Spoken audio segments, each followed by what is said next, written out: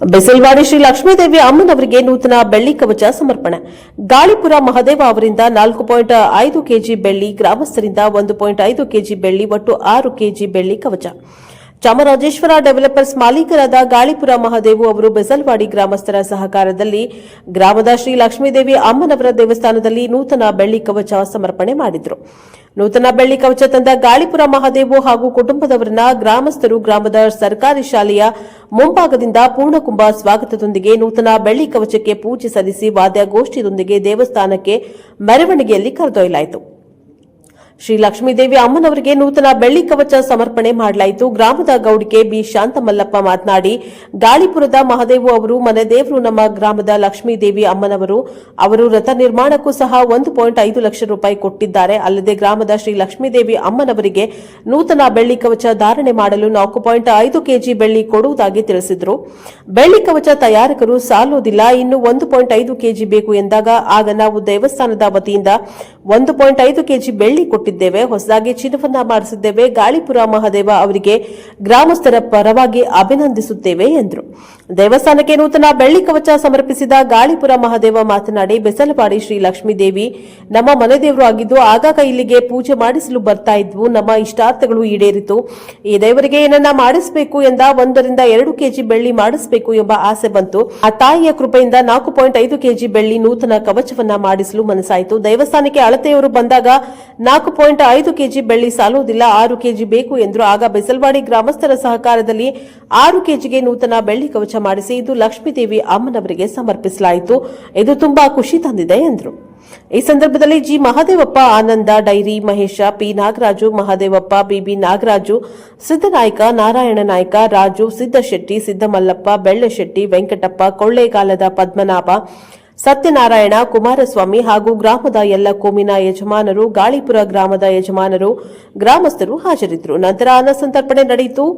Bureau report Homma Nanjunda Nayka, ಪ್ರಜಾಪವ TV, Chamarajanagar. ಇವತ್ತು ಈ ಬೆಸಲವಾಡಿ ಗ್ರಾಮದಲ್ಲಿ ಏನೋ ಒಂದು ಒಳ್ಳೆ ಸುದಿನ, ಒಂದು ಒಳ್ಳೆಯ ದಿನ, ಒಳ್ಳೆ ಕಾಲ, ಒಳ್ಳೆ ಪರ್ವ ಬಂದಿದೆ. ಈ ಒಂದು ದೇವಸ್ಥಾನ ಸುಮಾರು ಸಾವಿರಾರು ವರ್ಷಗಳ ಹಿಂದಿನ ದೇವಸ್ಥಾನ ಅಂತ ನಮ್ಮ ಹಿರಿಕರು ಹೇಳ್ತಾ ಇದ್ರು. ನಾವು ಇಲ್ಲಿಗೆ ನಮ್ಮ ವಂಶ ಪೂಜಾರಿಗಳಾಗಿದ್ವಿ.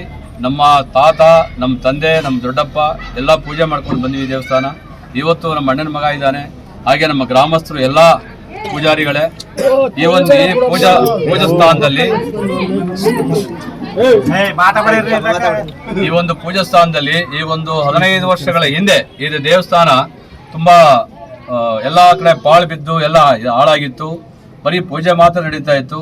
ಆಗ ಸುಮಾರು ಸಾರ್ವಜನಿಕರು ಮತ್ತು ಊರಿನವರು ಎಲ್ಲರ ಸಹಕಾರದಿಂದ ಈ ದೇವಸ್ಥಾನ ಜೀರ್ಣೋದ್ಧಾರ ಆಗಿ ಇವತ್ತು 15 ವರ್ಷ ಹಿಂದೆ ಏನು ಪೂಜಾ ಕಾರ್ಯಕ್ರಮಗಳು ನಡೀತು ಆವತ್ತಿನ ಫಲ ಇವತ್ತು ಅದಕ್ಕಿಂತ ತುಂಬ ಚೆನ್ನಾಗಿ ಈಗ ನಮ್ಮ ಪಕ್ಕದ ಗ್ರಾಮದವರೇ, ನಮ್ಮ ಇಲ್ಲಿ ಲೋಕಲ್ ಜನಾಂಗದವರೇ, ನಮ್ಮ ಮಹಾದೇವ್ ಇದ್ದಾರೆ, ಇವ್ರ ಸಹಕಾರದಿಂದ ಇವತ್ತು ಸುಮಾರು ಒಂದು 5 ರಿಂದ 6 ಲಕ್ಷ ರೂಪಾಯಿ ಅಂತ ಇನ್ನು ಹೆಚ್ಚಿನ ಒಂದು ಕಾಣಿಕೆಯನ್ನು ದೇವರಿಗೆ ನೀಡಿ ಒಂದು ಬೆಳ್ಳಿ ಕವಚವನ್ನು ಲಕ್ಷ್ಮೀದೇವಿಗೆ ಅರ್ಪಿಸಿದ್ದಾರೆ. ಇವತ್ತು ಅದನ್ನು ಇಡೀ ಗ್ರಾಮದ ಎಲ್ಲ ಜನಾಂಗನೂ ಸರ್ವತೋಮುಖವಾಗಿ ಎಲ್ಲರೂ ಅವ್ರನ್ನ ಅಭಿನಂದಿಸಿ ಈ ಒಂದು ಬೆಳ್ಳಿ ಕವಚವನ್ನು ಸ್ವೀಕಾರ ಮಾಡಿ ದೇವರಿಗೆ ಇವತ್ತು ಅಲಂಕಾರ ಮಾಡಿದ್ದೀವಿ.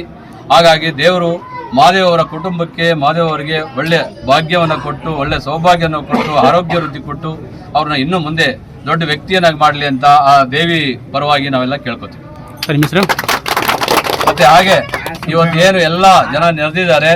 ಈಗ ಮಧ್ಯಾಹ್ನದ ಒಂದು ದೇವಿ ಪ್ರಸಾದ ಇದೆ, ಪ್ರಸಾದ ಸ್ವೀಕರಿಸಿ ಹಾಗೆ ಈ ದೇವರು ಇವತ್ತೇ ಇಲ್ಲಿ ದೇವ್ರ ಮುಂದೆ ನಾವು ಕಂಕಣ ತೊಡ್ತಾ ಇದ್ದೀವಿ. ಇದೇ ಥರ ಎಲ್ಲರಿಗೂ ಸದ್ಬುದ್ಧಿ ಕೊಟ್ಟು ಮಳೆ ಬೆಳೆ ಚೆನ್ನಾಗಾಗಿ ಮುಂದೆ ಬರೋ ದಿನಗಳಲ್ಲಿ ಅವಳು ಏನು ತೇರನ್ನು ಮಾಡಿಸಿ ಸುಮಾರು ವರ್ಷಗಳಿಂದ ಹಂಗೆ ನಿಂತಿದೆ ಅದನ್ನು ಎಲ್ಲರ ಮನದಲ್ಲಿ ಆ ದೇವತೆ ನಾಟಿ ಈ ಒಂದು ದೇವ್ರ ಕಾರ್ಯ ಮಾಡಿಸಿ ಒಂದು ಜಾತ್ರೆ ಅನ್ನೋದನ್ನ ಮಾಡಿಸಿ ಎಲ್ಲ ಹಿರೀಕರು ಪಾಪ ಕಾಯ್ತಾ ಇದ್ದಾರೆ. ವಯಸ್ಸಾಗಿರೋರೆಲ್ಲ ಅವ್ರೇನು ನಾವೊಂದು ಜಾತ್ರೆ ನೋಡಿ ಹೋಗ್ಬೇಕು ಅನ್ನೋ ಒಂದು ಭಾವನೆ ಇದೆ. ಅದಕ್ಕೆ ಆ ತಾಯಿ ಇವತ್ತಿಂದ ಕೃಪೆ ಕೊಟ್ಟು ಎಲ್ಲರಿಗೂ ಒಳ್ಳೇದು ಮಾಡಿ ಬೇಗ ಅವಳು ಜಾತ್ರೆ ಮಾಡಿಸ್ಕೊಳ್ಳಿ ಅಂತ ಈ ದೇವಿ ಮುಖಾಂತರ ನಾವು ಪ್ರಾರ್ಥನೆ ಮಾಡ್ತೇವೆ. ಸರ್, ಈ ದೇವಸ್ಥಾನದ ವಿಶೇಷ ಏನು? ಸಂಪ್ರದಾಯ ಈ ದೇವಸ್ಥಾನ ವಿಶೇಷ ಹೆಂಗಂದ್ರೆ ಇದು ಸುಮಾರು ನಮಗೂ ಗೊತ್ತಿಲ್ಲ. ಇವನ್ ನಮ್ಮ ಇಲ್ಲಿರೋರ್ಗೆ ಯಾರಿಗೂ ಗೊತ್ತಿಲ್ಲ. ಇದಕ್ಕೆ ಹಿಂದಿನ ತಲಾಂತರದಲ್ಲಿ ಒಂದು ಗುಡಿ ಅಂತ ಮಾಡಿದ್ರು. ಇದನ್ನ ಲಕ್ಷ್ಮೀದೇವಿ ಗುಡಿ ಅಂತ. ಇದನ್ನ ಒಂದು ಹೇಳ್ತಾಳೆ, ಈ ದೇವಿಗೆ ರಾತ್ರಿನೂ ನಿದ್ದೆ ಇಲ್ಲ, ಬೆಳೆ ಕಾಸಿಗೆ ಬೆಳಗಾನ ಸುತ್ತವಳು ಅಂತ ಇದರ ಅರ್ಥ. ಪೂರ್ವಜರು ಹೇಳ್ತಾ ಇದ್ರು. ಅಂದ್ರೆ ಈ ನಮ್ಮ ತಂದೆ ಕಾಲವನ್ನು ನೋಡ್ತಾ ಇದ್ವಿ, ಬಾಗ್ಲೇ ಆಗ್ತಾ ಇರ್ಲಿಲ್ಲ. ಇದು ದೀಪ ಹಚ್ಚಿ ಬಿಟ್ಬಿಟ್ರೆ ಎಲ್ಲ ಅಲ್ಲಿ ದೇವರು ಕಾಣ್ತಾ ಇತ್ತು ರೋಡ್ಗೆ. ಈ ಕಟ್ಟೆ ಇಲ್ಲಿ ಕಾಣ್ತಾ ಇತ್ತು. ಈ ವಿಶೇಷತೆ ಏನಂದ್ರೆ ಇವತ್ತಿಗೂ ಸಹ ನೀವು ಎಲ್ಲಿಂದ ಬನ್ನಿ, ಏನು ನನಗೆ ಆಗ್ಬೇಕು ಇಂಥ ಕಾರ್ಯ, ನಾನು ಇನ್ನ ಭಕ್ತನಾಗಿರ್ತೀನಿ ಅಂತ ಯಾವನು ಆಶಯ ಮಾಡ್ಕೋತಾರೋ, ಯಾವ ವ್ಯಕ್ತಿ ಇಲ್ಲಿ ಬರ್ತಾರೆ, ಸುಮಾರು ಒಂದು 25-30 ಕಿಲೋಮೀಟರ್ ನಡ್ಕೊಂಡು ಬರ್ತಿದ್ರು. ಅವಾಗೆಲ್ಲ ವೆಹಿಕಲ್ ಇರ್ಲಿಲ್ಲ. ಸೊ ಆಗಿಂದ ಕಾಲದಿಂದ ಬಂದು ನೆನ್ಸ್ಕೊಂಡು ಏನು ಬಂದು ಪೂಜೆ ಮಾಡಿ ಹೋಗ್ತಾರೆ. ಅವ್ರು ಇವತ್ತಿಗೂ ದೇವರು ಚೆನ್ನಾಗಿಟ್ಟಿದ್ದಾರೆ. ಆ ಹರಕೆ ನೆರವೇರಿದ್ರೆ ಆ ದೇವತೆಗೆ ಅವಳು ಏನ್ ಮಾಡಬೇಕು ಆ ಒಂದು ಆಶಿಸ್ತಾಳೆ. ನಿಮ್ಮ ಹೆಸರು? ಕೆಂಪೇಗೌಡ ಅಂತ, ನಾನು ಪೊಲೀಸ್ ಇನ್ಸ್ಪೆಕ್ಟರ್ ಆಗಿದ್ದೀನಿ. ನನ್ನ ಈ ತಾಯಿನೇ ನನ್ನ ಕೃಪೆ. ನಾನು ಪ್ರಥಮ ಬಾರಿಗೆ ನಾನು ಇಲ್ಲಿ ಹುಟ್ಟು ಇದೇ ಸ್ಕೂಲಲ್ಲಿ ನಾನು ಓದಿದ್ದು. 7ನೇ ಕ್ಲಾಸ್ ಇಲ್ಲಿ ಮಾಡಿಕೊಂಡು ವೆಂಕಟೇಶ್ವರ ಹೈಸ್ಕೂಲ್ ಮಾಡಿ, ಚಾಮರಾಜನಗರ JSS ಕಾಲೇಜ್ ಡಿಗ್ರಿ ಮಾಡಿ, ಕಾನ್ಸ್ಟೇಬಲ್ ಆಗಿ ಹನೂರಲ್ಲಿ ಸೇರಿ, ನಂತರ ಅಲ್ಲಿಂದ ನಾನು ಮತ್ತೆ 2003ನಲ್ಲಿ ಎಕ್ಸಾಮ್ ಬರೆದು ಸಬ್ ಇನ್ಸ್ಪೆಕ್ಟರ್ ಆಗಿ 10 ವರ್ಷ ಕಾಲ ಒಂದೇ ಹಲಸೂರು ಸಬ್ ಡಿವಿಷನ್ ಅಂತ ಮಾಡಿ, ದೆನ್ ಅಲ್ಲಿಂದ ನಾನು ಇನ್ನು 13 ವರ್ಷ ಆಗಿ ನಾನು ಸರ್ಕಲ್ ಇನ್ಸ್ಪೆಕ್ಟರ್ ಆಗಿ, ಇನ್ನ ನನ್ನ ಸರ್ವಿಸ್ 3 ವರ್ಷ ಇದೆ. ಆ ದೇವತೆ ಏನು ಶಕ್ತಿ ಕೊಟ್ಟಿದ್ದಾಳೆ, ಶಕ್ತಿ ಇರೋವರೆಗೂ ನಾನು ಸೇವೆ ಮಾಡ್ತೀನಿ. ನಮ್ಮ ಬಿಸಿಲವಾಡಿ ಗ್ರಾಮಕ್ಕೆ ನಮ್ಮ ಗಾಳಿಪುರದ ಮಹಾದೇವರವರು ಅವ್ರ ಸೇವಾರ್ಥವಾಗಿ ಅಮ್ಮನವ್ರಿಗೆ ಲಕ್ಷ್ಮೀ ಕವಚಾಧಾರಣೆಯನ್ನು ಕೂಡ 4.5 kg ಒಂದು ವ್ಯವಸ್ಥೆ ಒಳಗಡೆ ನಮ್ಮ ಗ್ರಾಮಕ್ಕೆ ತಂದು ಒಪ್ಪಿಸಿದ್ದಾರೆ. ಅವ್ರಿಗೆ ನಮ್ಮ ಗ್ರಾಮದ ಪರವಾಗಿ ತುಂಬ ಹೆಮ್ಮೆ ಅನಿಸ್ತಾ ಇದೆ. ಅವರು ಎಲೆಮೆರಕಾಯ ರೀತಿ ಯಾವುದೇ ಥರ ವಿಚಾರನ ಹೇಳ್ಕೊಳ್ಳದೆ ನಾವು ಕಾಣಿಕೆಯಲ್ಲಿ ಕೊಡ್ತಾ ಇದ್ದೀವಿ. ಆ ದೃಷ್ಟಿಯಿಂದ ನಾವು ಯಾರಿಗೂ ಹೇಳೋದು ಬೇಡ ಅಂತ ಹೇಳ್ತಿದ್ರು. ಆದರೂ ಕೂಡ ನಮ್ಮ ಗೌಡ್ಕಿಯವರು ಊರಿಗೆ ಎಲ್ಲ ಕೊಂಬು ಜನಾಂಗದವ್ರಿಗೆಲ್ಲ ವಿಷಯ ತಿಳಿಸಿ ನಾವು ನಮ್ಮ ಗ್ರಾಮದಿಂದ ಕೂಡ ಬೆಳ್ಳಿ ಹಾಕಿ, ಅದ್ರ ಜೊತೆಗೆ 6 kg ಒಟ್ಟಿಗೆ 6 kg ನಮ್ಮ ತಾಯಿನ ಒಂದು ಇದು ಮಾಡಿದ್ದೀವಿ, ಬೆಳ್ಳಿ ಕವಚಾಧಾರಣೆ ಮಾಡಿಸ್ತೀವಿ. ಆ ಜೊತೆಗೆ ಅನ್ನ ಸಂತರ್ಪಣಾ ಕಾರ್ಯಕ್ರಮ ಕೂಡ ಇವತ್ತು ಏರ್ಪಡಿಸಿದ್ದೀವಿ. ಎಲ್ಲ ಕೊಂಬು ಜನಾಂಗದವರು ಕೂಡ ಅವರೇ ಜವಾಬ್ದಾರಿ ತಗೊಂಡು ಅಂತ ಸಂತರ್ಪಣಾ ಕಾರ್ಯಕ್ರಮ ಕೂಡ ಮಾಡಿದ್ದಾರೆ. ಜೊತೆಗೆ ನಾವು ನಮ್ಮ ಗ್ರಾಮದ ಪರವಾಗಿ ಅವರಿಗೆ ತುಂಬ ಹೃದಯದ ಧನ್ಯವಾದಗಳನ್ನ ಅರ್ಪಿಸ್ತಾ ಇದ್ದೀವಿ. ಅದೇ ಥರ ಗ್ರಾಮದಲ್ಲೂ ಕೂಡ ಎಲ್ಲರೂ ಕೂಡ ಹಬ್ಬದ ವಾತಾವರಣದಲ್ಲಿ ಇವತ್ತು ಮನೆಗೊಂದು ಆಳ್ ರೀತಿ ಬಂದು ಈ ಕಾರ್ಯಕ್ರಮವನ್ನು ನೆರವೇರಿಸ್ಕೊಡ್ತಾ ಇದ್ದೀವಿ. ತುಂಬ ವರ್ಷಗಳಿಂದ ದೇವಸ್ಥಾನಕ್ಕೆ ಬರ್ತಾ ಇದ್ದು ನಾವು ಸುಮ್ಮನೆ ಒಂದು ಸಣ್ಣ ಆಸೆಯಿಂದ ಏನೋ ಒಂದು ಮಾಡಿಸ್ಬೇಕು ಅಂತ ಮನಸ್ಸಲ್ಲಿತ್ತು ಸರ್.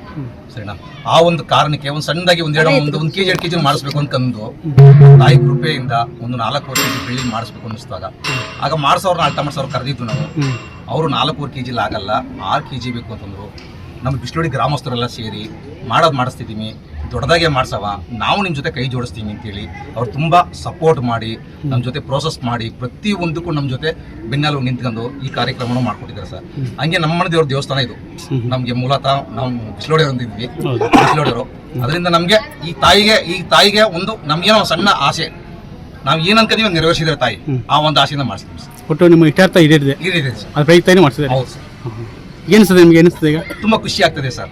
ಆ ತಾಯಿ ತುಂಬಾ ನಾವು ಒಂದ್ಕಡೆಯಿಂದ ಎಲ್ಲರೂ ನಿರ್ವಹಿಸಿದ ತಾಯಿ. ಹೌದಾ?